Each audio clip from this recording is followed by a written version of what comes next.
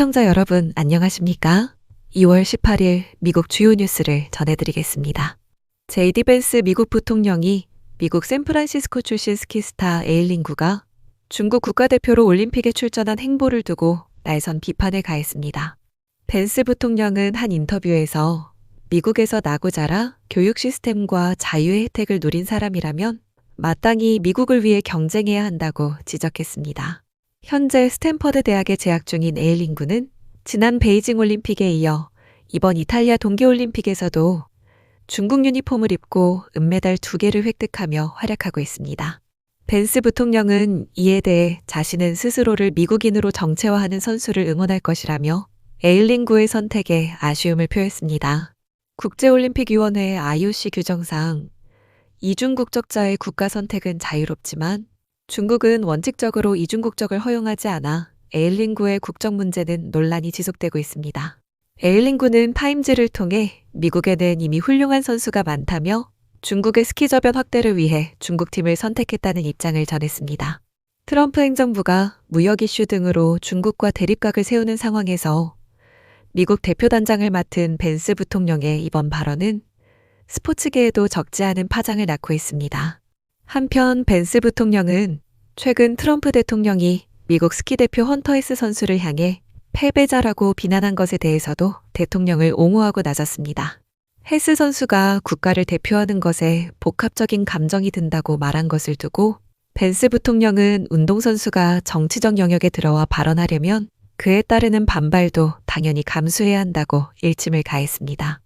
에일린구의 국적 논란과 관련해 벤스 부통령은 그녀의 정확한 법적 신분은 알 수 없다면서 최종적인 판단과 책임은 올림픽위원회에 있다는 사실관계를 짚으며 말을 맺었습니다.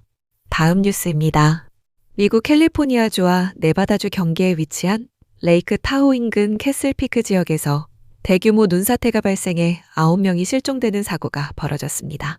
블랙버드 마운틴 가이드 소속 인솔자 4명과 고객 11명 등 총 15명으로 구성된 이들은 3일간의 산행을 마치고 복귀하던 오전 11시 30분경 갑작스러운 눈사태에 휘말렸습니다.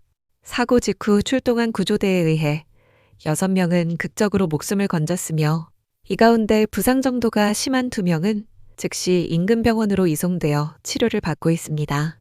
네바다 카운티 보안관실에 따르면 구조를 기다리던 생존자들은 방수포를 이용해 임시대피소를 만들어 영하의 추위를 견뎌낸 것으로 파악됩니다.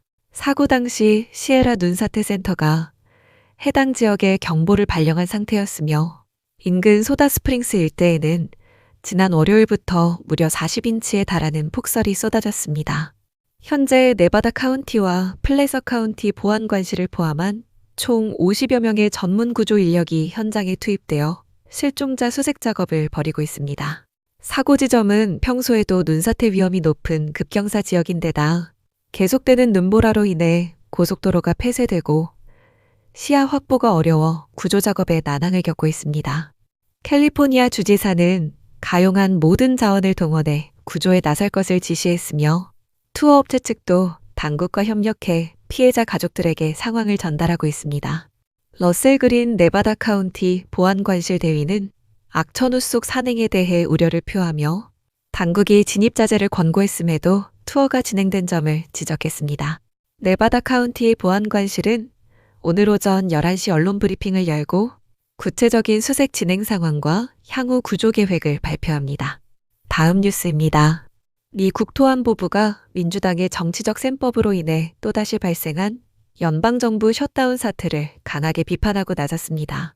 이번 셧다운으로 해안경비대와 연방재난관리청 등 국토안보 최전선에 있는 26만 명의 인력이 임무 수행에 필요한 지원을 받지 못하게 됩니다.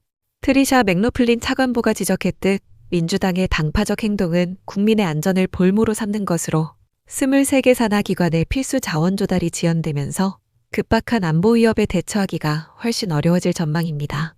특히 해안경비대는 상선 승무원 자격증명 발급을 중단해야 할 처지인데 장기화될 경우 해상 운송 차질로 이어져 식료품과 주유소 물가 상승이라는 피해가 국민들에게 돌아가게 됩니다. 또한 예산 집행이 막히면서 군인 가족들은 전기와 수도가 끊기거나 심지어 주거지를 잃을 위기에 처할 수 있습니다. 교통안전청 직원들의 업무 피로도가 가중됨에 따라 전국 공항의 보안 검색 대기 시간도 지금보다 훨씬 길어집니다. 연방재난관리청의 경우 의회 자금 지원이 끊기면 재난구호기금이 고갈되는 것은 물론 소방관과 경찰에게 지급되어야 할 수십억 달러의 교부금 처리 시스템마저 멈추게 됩니다. 비밀 경호국은 400대가 넘는 차량에 필수 정비 비용을 대지 못해 경호작전에 구멍이 뚫릴 위험이 크며 사이버 인프라 보안청 역시 주요 기반 시설에 대한 보안 평가와 훈련을 전면 취소해야 하는 상황입니다. 국경순찰대 의장대는 예산 부족으로 이동이 불가능해져 평생 헌신한 은퇴 직원들의 장례식에서 마지막 예우조차 갖추지 못하게 됐습니다. 연방수사훈련센터는 계약업체에 대금을 지불하지 못해 미래의 법집행관을 양성하는 필수 교육 과정이 중단될 위기에 놓여 있습니다. 국토안보부는 이번 사태가 길어질수록 IT 지원 계약 중단으로 인한 데이터 유출 위험과 국가 안보 시스템의 취약점이 급격히 늘어난다는 점을 경고했습니다. 다음 뉴스입니다. 미국 정부가 중국의 군사적 위협을 견제하기 위해 필리핀 북부 지역에 첨단 미사일 시스템 배치를 대폭 확대하는 준비에 착수했습니다. 미국과 필리핀 당국은 남중국해에서 벌어지는 중국의 강압적 활동을 불법으로 규정하고 이에 맞서 최첨단 미사일과 무인 시스템 전력을 증강한다고 발표했습니다. 특히 루손섬 북부에 배치된 미 육군의 타이폰 미사일 시스템은 사거리 1600km에 달하는 토마호크 순항 미사일을 발사해 중국 남부 전역과 인민해방군 주요 시설을 정밀 타격권에 두게 됩니다. 미국은 이미 2024년 4월 타이폰 시스템을 루손섬에 전개한 데 이어 2025년에는 대만과 인접한 바탄섬에 해군 해병대 원정 선박 차단 시스템을 배치하며 압박 수위를 높여왔습니다. 바탄섬은 대만 남쪽의 바시 해협을 마주보고 있어 유사시 상업 선박과 군함의 이동을 통제할 수 있는 핵심적인 전략 요충지로 꼽힙니다. 주미 중국 대사관 류펑이 대변인은 미국의 이러한 전략무기 도입이 지역 긴장을 고조시키고 지정학적 대결을 부추기는 위험한 도발이라며 반발하고 나섰습니다.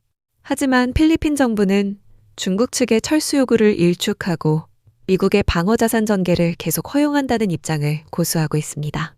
미국과 필리핀은 연례양자 회담 공동 성명을 통해 연간 수조 달러 규모의 물동량이 지나는 남중국해에서의 항행 자유가 필수적이라고 입을 모았습니다. 이동식 지상 미사일 시스템을 동맹국 영토 곳곳에 분산 배치하는 미국의 전략은 중국군이 미군의 자산을 추적하기 어렵게 만들고 해상 및 공중 전력에 대한 타격 위험을 높여 베이징의 군사작전 수립을 까다롭게 합니다. 호세 마누엘 로무알데즈 주미 필리핀 대사는 이번 조치가 순수한 억제 목적임을 강조하며 중국의 공격성이 커질수록 대응 의지는 더욱 강화될 것이라고 설명했습니다. 또한 로무알데즈 대사는 향후 필리핀이 자체적인 방어 역량을 갖추기 위해 미국이 배치한 첨단 미사일 발사대를 직접 구매하는 방안도 논의하고 있다고 전했습니다. 다음 뉴스입니다. 미국 캘리포니아주 운전자들이 갤런당 평균 4달러 58센트라는 전국 최고 수준의 기름값 부담에 직면해 있습니다. 이러한 비용 압박을 해결하고자 공급사들은 카리브해의 바하마를 경유하여 휘발유를 들여오는 우회 경로를 선택했습니다. 이는 미국 항구 간의 물자 수송 시 반드시 미국 선박만을 이용하도록 강제한 1920년 재정 존스 액트 규제를 피하기 위한 움직임입니다. 텍사스나 루이지애나 같은 멕시코만 정유시설에서 생산된 휘발유를 곧바로 서부로 보내지 않고 바하마의 저장시설을 거쳐 다시 파나마 운하를 통과해 캘리포니아로 운송하는 총 6,000해리의 긴 여정입니다. 실제 지난 11월 캘리포니아로 수입된 휘발유의 40% 이상이 이 경로를 통해 들어오며 역대 최고치를 기록했습니다. 운송기간이 최대 3주까지 소요되지만 미국 국적 선박을 이용하는 것보다 외국 선박을 활용하는 것이 배럴당 최대 4달러까지 저렴하기 때문입니다. 현재 존스 액트 규정을 충족하는 미국 선박은 전 세계적으로 50여 척에 불과해 수천 척에 달하는 외국 선박에 비해 가용성이 현저히 떨어집니다. 캘리포니아의 이러한 외부 의존 도시화는 지난 10월 로스앤젤레스의 필립스 정유 공장이 가동을 멈추면서 더욱 가속화되었습니다. 엄격한 환경 규제로 인해 에너지 기업들이 비용 감당에 어려움을 겪으며 정유시설을 잇따라 폐쇄했고, 이것이 결국 2016년 이후 최대 규모의 휘발유 수입이라는 결과를 초래했습니다. 최근 운임 상승으로 비용 격차가 배럴당 1달러 수준으로 좁혀졌으나 대규모 물량 운송에 따른 이점 때문에 바하마를 통과하는 우회 수입은 지속되고 있습니다. 마지막 뉴스입니다. 미국 의회 의사당을 향해 장전된 산탄총을 들고 돌진하던 10대 남성이 현장에 있던 경찰에 의해 긴급 체포됐습니다. 체포된 용의자는 조지아주 스모나 출신의 18세 카터 카마초로 신원이 확인됐습니다. 카마초는 벤츠 SUV 차량에서 내리자마자 전술조끼와 장갑을 착용한 상태로 산탄총과 추가 탄약을 소지한 채 의사당 서쪽 전면을 향해 달려들었습니다. 의회 경찰은 즉각 카마초를 가로막은 뒤 무기를 버리라고 명령했고 신속하게 신병을 확보해 상황을 종료시켰습니다. 경찰 조사 결과 용의자의 차량 내부에서는 케블라 방탄 헬멧과 방독면까지 추가로 발견됐습니다. 마이클 설리번 의회 경찰국장은 사건 직후 브리핑을 통해 현장에 있던 경찰관들이 대단히 용감한 대처를 보여주었다고 치하했습니다. 특히 설리번 국장은 지난 여름 바로 이 지점에서 실제 위협 상황을 가정한 훈련을 진행했었다며 매달 실시해온 철저한 대비 태세가 이번 사건을 막아낸 것이라고 설명했습니다. 현재 수사당국은 카마초를 불법 행위 및 무면허 소총 소지, 미등록 총기와 탄약 소지 혐의로 입건했습니다. 구체적인 범행 동기는 아직 밝혀지지 않았으며 수사관들이 차량과 압수물을 토대로 정밀 분석을 진행하고 있습니다. 용의자는 현재 구금 상태이며 연방수사당국은 테러 연관성 등 모든 가능성을 열어두고 조사를 이어가고 있습니다. 이상으로 오늘의 뉴스를 마칩니다. 시청해주셔서 감사합니다.